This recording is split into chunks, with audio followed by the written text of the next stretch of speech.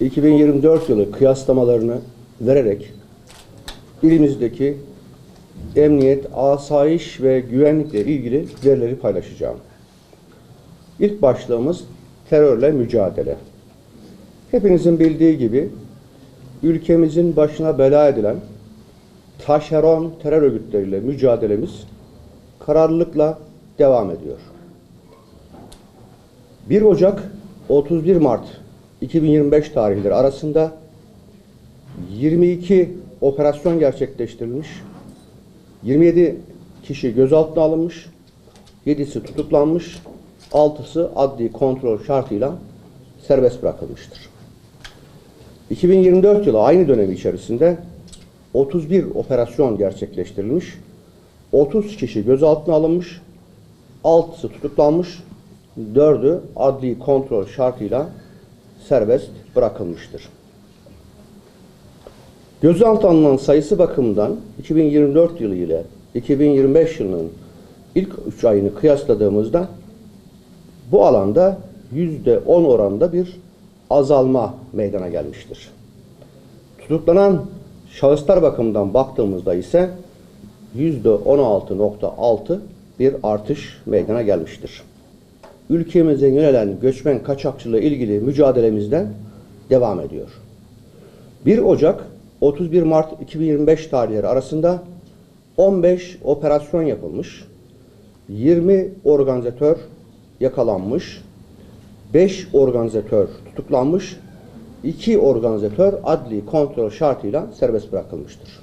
Bu dönemde 217 düzensiz göçmen yakalanmıştır. 2024 yılı aynı döneminde ise 12 operasyon yapılmış, 17 organizatör yakalanmış, 5 organizatör tutuklanmış, 5 organizatör adli kontrol şartıyla serbest bırakılmış ve 204 düzensiz göçmen yakalanmıştır. Yakalanan düzensiz göçmen bakımından 2024 yılı ilk 3 ayıyla 2025 yılının ilk 3 ayını kıyasladığımızda yakalanan düzensiz göçmen bakımından %6.3 oranında bir artış sağlanmıştır. Yine çocuk ve gençlerimizin başına bela edilen, onları zehirleyen, akıllarını elinden alan, sağlıklarını yok eden narkotik suçlarla mücadelemiz de kararlılıkla devam ediyor. 2025 yılı ilk 3 ayında 619 operasyon yapılmış, 908 kişi gözaltına alınmış, 150 kişi tutuklanmıştır.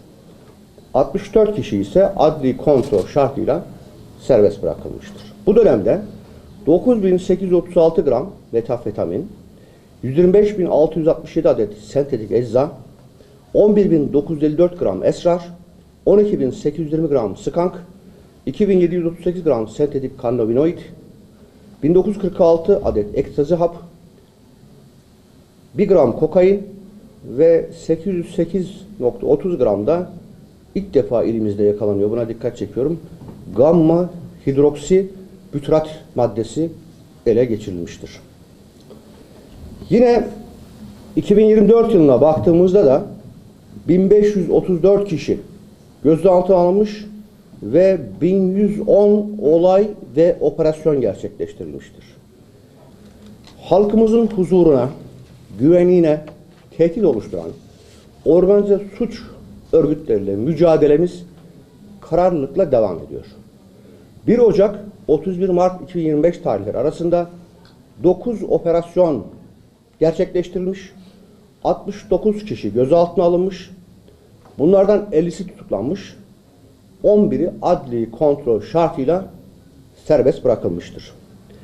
Ele geçirilen silah, malzeme miktarına baktığımız zaman 43 tabanca, 10 adet tüfek, 1147 adet fişek, 2 adet senet ele geçirilmiştir.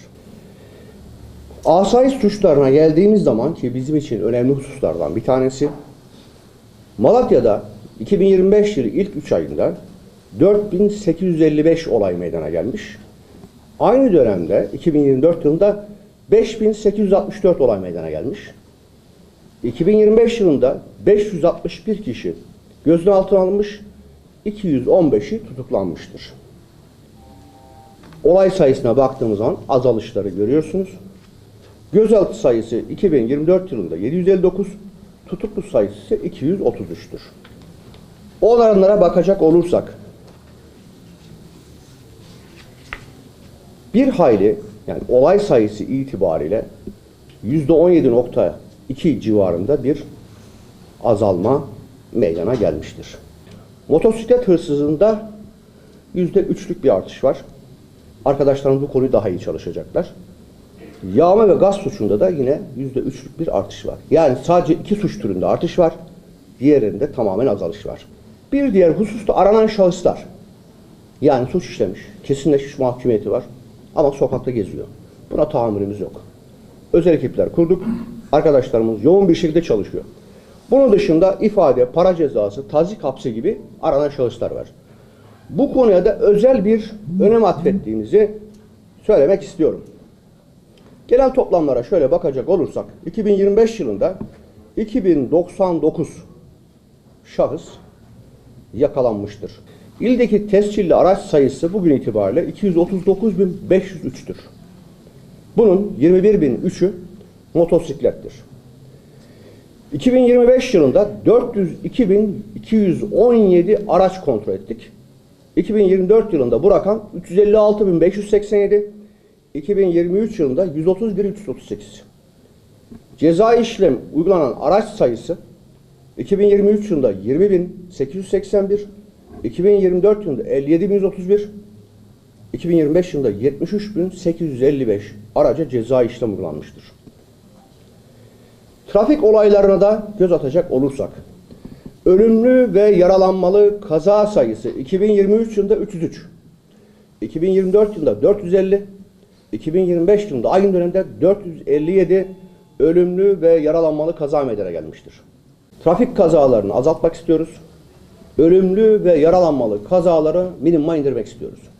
Bu devletimizin politikasıdır. Dolayısıyla her bir ilimizde aynı hassasiyetle trafik denetimlerine devam edecek. Diğer taraftan özellikle sahipsiz sokak hayvanlarıyla ilgili de bu konuyla ilgili belediye başkanlarımıza toplantı yaptık. Artık hiçbir vatandaşımızın, hiçbir kardeşimizin ısırılmasına, hastaneye düşmesine müsaade edemeyiz. Dolayısıyla belediyelerimiz bu konuda üzerine düşen görevi yerine getirmek zorundadır. Bütün belediye başkanlarımıza görevlerini hatırlattık. Özellikle sürü halinde dolaşan ve evlatlarımıza saldıran sahipsiz sokak hayvanlarıyla ilgili olarak da barınaklarına alınacak ve onların gerek sağlık gerek beslenme şartları yerine getirilerek barınaklarda barınmaları sağlanacaktır. Bununla ilgili önümüzdeki günlerde yine takiplerimiz, denetimlerimiz devam edecektir.